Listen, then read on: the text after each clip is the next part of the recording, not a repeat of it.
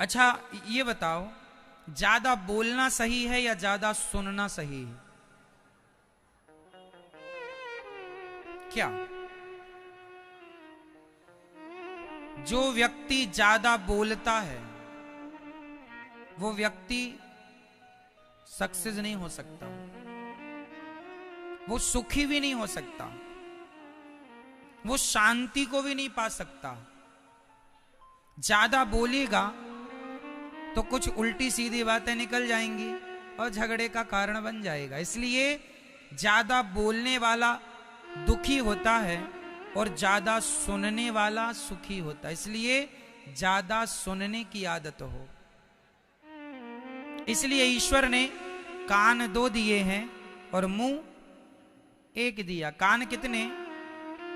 सुनो ज्यादा, और मुंह 1, सुनो ज्यादा बोलो कम। लेकिन हम उल्टा करते हैं, हम सुनते बिल्कुल नहीं है, बुलवाए जाओ। देखो ये देखो मैया बोलती जा रही है।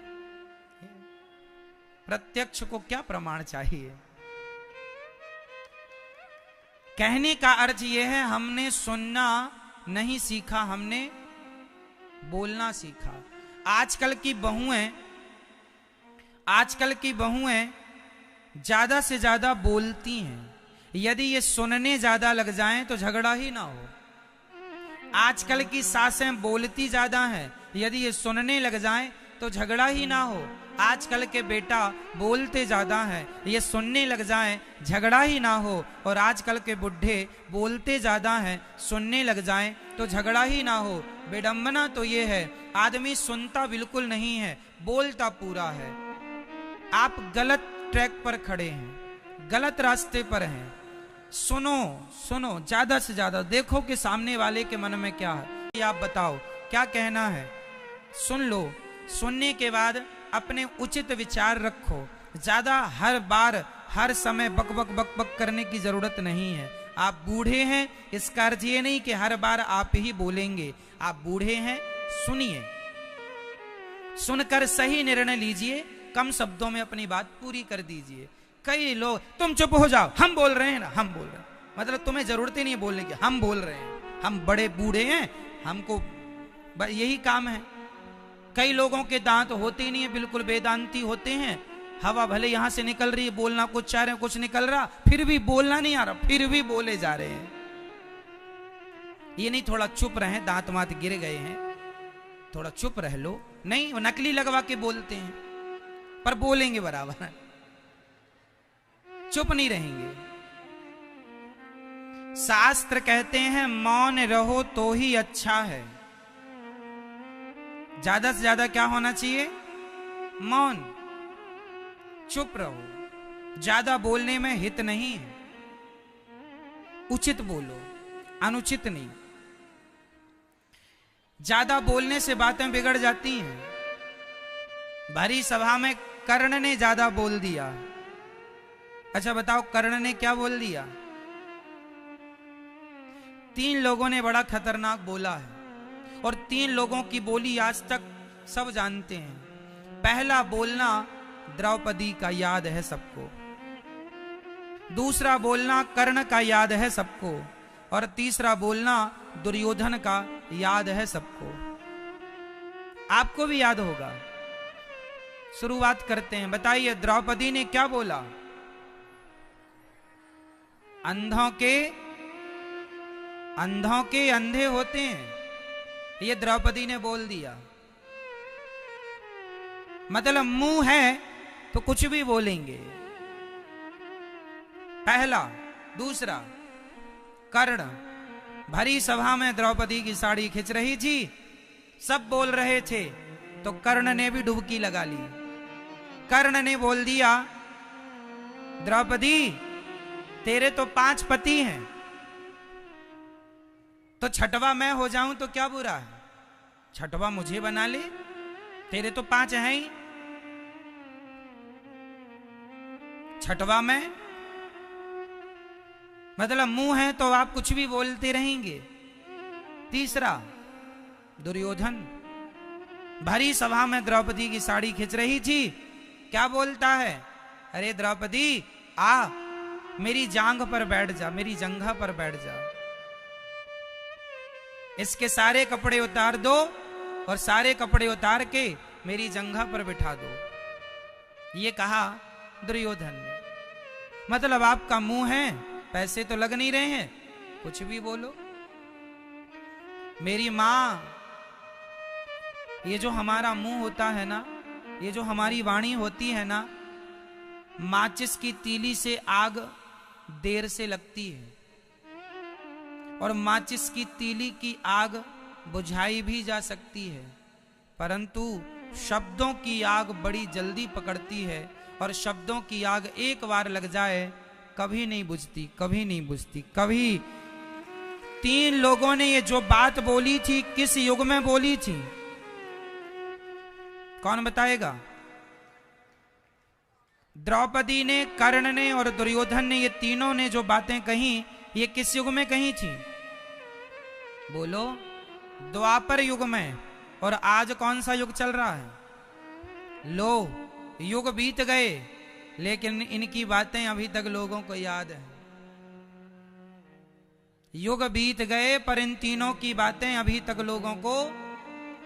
आपका मुंह है तो कुछ भी ना बोलिए मेरी मां, तुम्हारी बहू को भी कुछ ना बोला करो और आपकी सास को भी कुछ ना बोला करो, आपके बेटे को भी कुछ ना बोला करो और आपके पिता को भी कुछ ना बोला करो। जो बोलने लायक है वो भी अच्छे शब्दों के संग, सम्मान के साथ, आदर के साथ।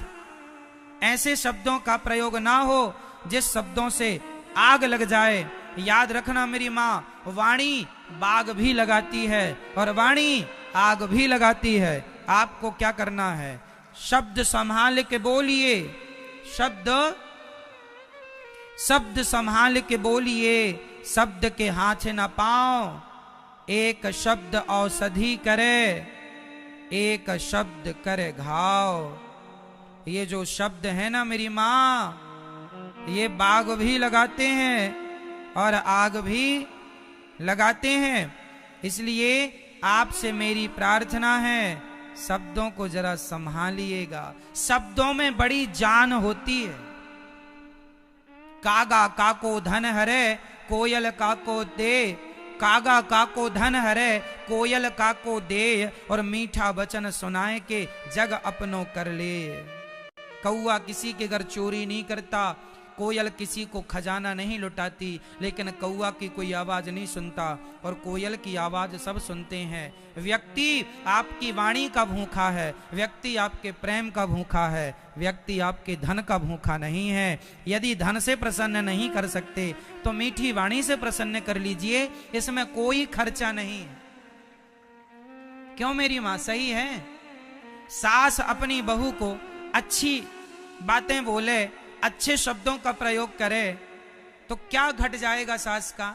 और बहू सास के लिए अच्छे शब्दों का प्रयोग करे तो बहू का क्या घट रहा है? मैं आपके लिए अच्छे शब्दों का प्रयोग कर रहा हूं तो मेरा क्या घट रहा है? बताइए। क्या गाली देने से ही बात पूरी हो सकती है? क्या गलत शब्दों के प्रयोग से ही बात पूरी हो सकती है? अच्छे शब्दों से भी तो आप अपनी बात रख सकते हैं। इसलिए मेरी मां, शब्दों में बड़ी जान होती है।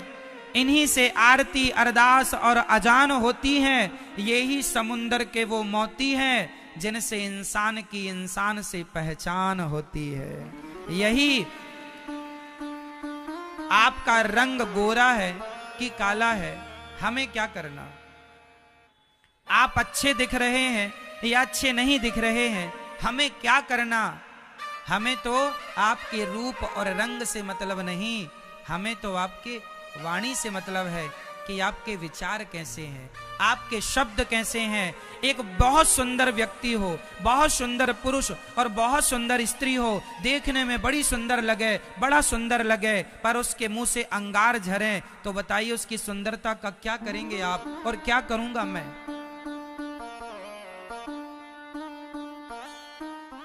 क्या करेंगे बताइए? इसलिए केवल रंग और रूप सुंदर ना हो मेरी माँ, रंग रूप के साथ यदि वाणी सुंदर है तो इसी को कहते हैं सोने में सुहागा है। शरीर भी, स्वरूप भी सुंदर है और वाणी भी सुंदर है, इसलिए वाणी भी सुंदर हो, स्वभाव भी सुंदर हो। व्यक्ति की कीमत स्वभाव से होती है, स्वरूप से नहीं। आपका स्वरूप बहुत अच्छा है पर स्वभाव बड़ा घटिया है, तो हम क्या करेंगे आपके स्वरूप का? बहुत सुंदर दुल्हन है, बड़ी गोरी है, बड़ी सुंदर है, विश्व सुंदरी है, पर पति को जूते से मारती है, पति को पीटती है, तो विश्व सुंदरी लाए हो भगवान तो पिटो।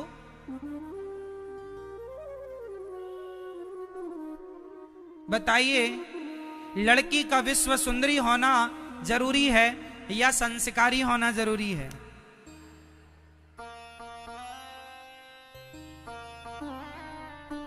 हमारी भाषा ही,